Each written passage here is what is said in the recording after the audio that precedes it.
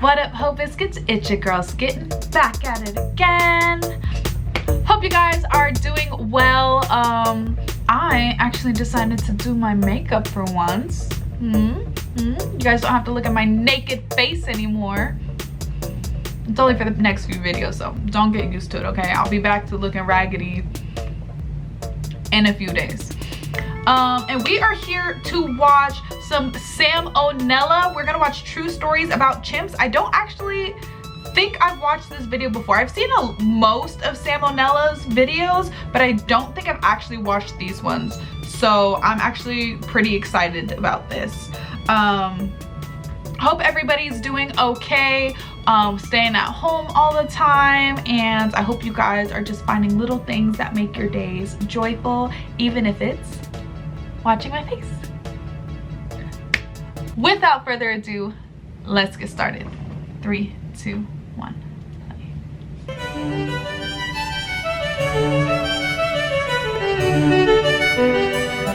Hey kids, so we all know that, as far as living things go, humans win, not even a contest. But it turns out if you hop to the next genome over and look real carefully, you can actually see a basic version of a lot of the stuff that makes us so great. Here's some stories about what chimpanzees can get down to in the right context. Talking about chimp tales?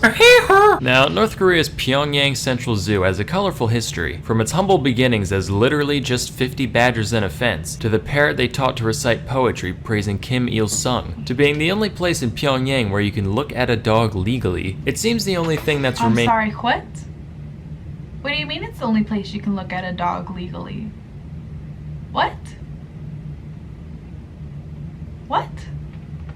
constant throughout this zoo's life is that it's fucking depressing. Fortunately, both workers and animals alike found ways to cope, one of which is smoking. Azalea the chimp is currently 13 years old and is one of the shining stars of Pyongyang Zoo, purely for her ability to burn through over a pack a day. Now, I like a good old-fashioned smoking chimp as much as the next guy, but whereas most zookeepers would probably try to talk her out of something so unhealthy, the North Korean ones actually gave her supplies, just like, feeling trapped, welcome to the club, pal. Her skills are actually pretty impressive. Not only can she use a lighter, but in a pinch, she also knows that old schoolyard trick of lighting one ciggy with the other. Just a shame that her mind wasn't put towards something a little more healthy or productive. Nah, you know what? That's pretty dope, actually. I'm happy with that. Flashback to 1954. A chimp named Congo was born in the London Zoo. Little did anybody know, this ape was a prodigy. Out of curiosity, one of his zookeepers, named Desmond Morris, decided to give Congo a pencil and a piece of cardboard to see what he'd do. Almost immediately, he started drawing some rudimentary lines and shapes. Morris was like, whoa, and decided to let him try painting on for size. And what he saw was incredible. Congo created these beautiful renderings with a blend of realism and self-expression that would make even the great masters stare in awe. Nah, just fucking with you, they're garbage. But like, no, actually they were trash.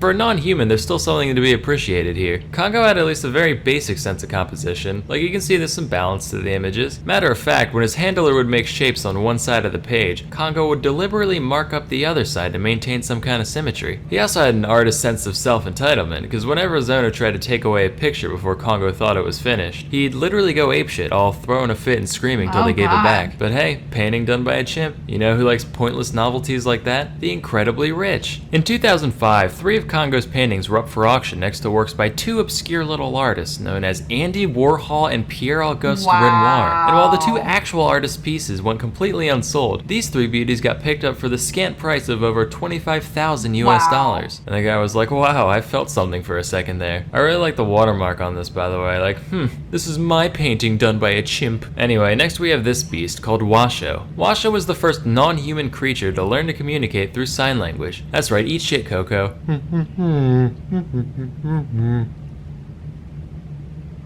Prior experiments in chimp communication had attempted to teach him some basic spoken language, but after realizing that chimps are physically incapable of making most of the noises we do, they decided signing would be the better option. Washoe was raised in an environment similar to what a human child would experience, complete with toys, clothes, chores, and even being allowed to sit at the dinner table, in spite of what the Bible clearly says about that. The scientists raising Washoe made sure to only communicate in American Sign Language around her, in the hopes of establishing a true conversational rapport. Initially, they took a traditional traditional Pavlovian approach by rewarding proper use of a new sign with food and tickles. But there were a couple problems with this. Firstly, the simple action reward setup meant that Washo didn't have to really understand the words she was signing. Same way Parrot saying I love you in a YouTube video always does it with those cold, unfeeling eyes. Secondly, Washo would break into a laughing fit whenever they tickled her, to the point where the lesson would be essentially over. So the researchers abandoned this. I don't understand why tickling was seen as tickling is awful.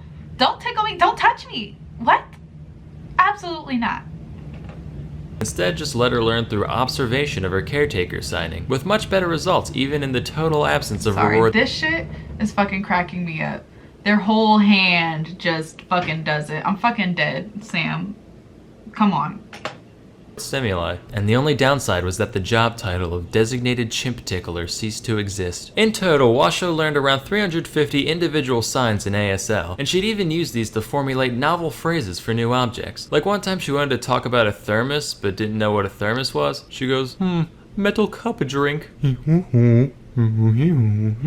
Hey, scat! A similar story comes from a chimp named Lucy, who was raised by one Dr. Awful. That was awful! Maurice Temerlin and his wife Jane. The tale of Lucy's life is why this woman is now officially the third most famous woman named Jane who worked with apes. In the same vein as Washo, the pair attempted to gain some insight into Lucy's weird chimp noggin by raising her like you would a human. You know, dressing herself, using silverware, making tea, looking at magazines, pretending she knows what a word is, all that jazz. But as Lucy matured, things took an ugly turn. No. For one, since she was brought up in a basically human environment, she eventually discovered the time-tested human pastime of alcohol. The pair would leave bottles of gin around their home with Lucy, which I don't know how you'd make this mistake twice, but it was apparently a common occurrence for them to leave her alone for too long and come back like, honey, I think the monkey's fucking wasted. Again. Another one of her hobbies was sculpting crude human heads out of poop.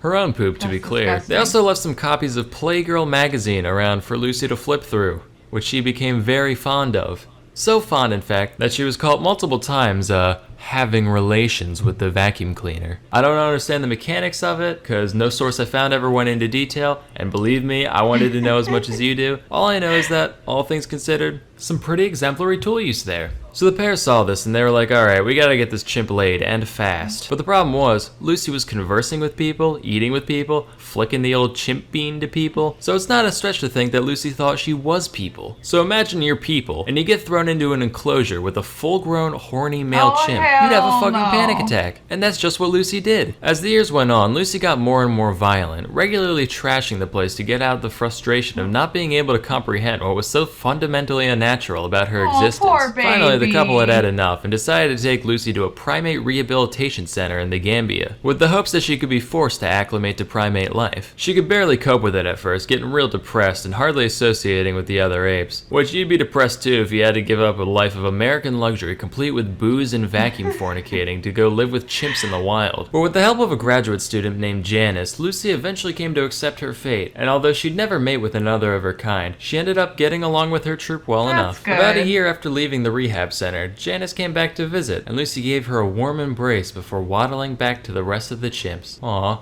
Then Lucy got poached like a fucking egg, which kinda puts a damper on. No!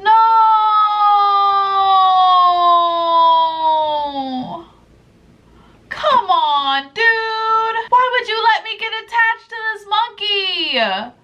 Oh my god.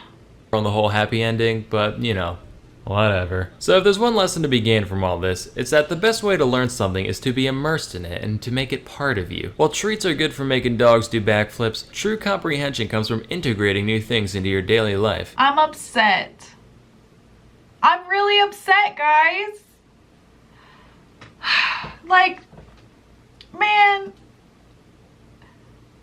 I'm just, look, she's just sitting here living her life with her little homies or whatever, okay? I don't remember who Jane Goodall is. Can you guys refresh my memory? I'm gonna like ignore this right now, but refresh my memory.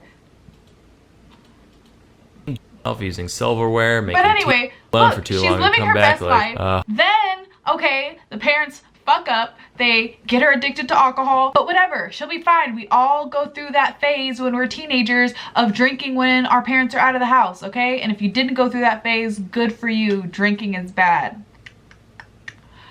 But anyway, she's living her best life, okay? She has a couple of vices, whatever, whatever. Then she gets upset because she's freaking horny as fuck.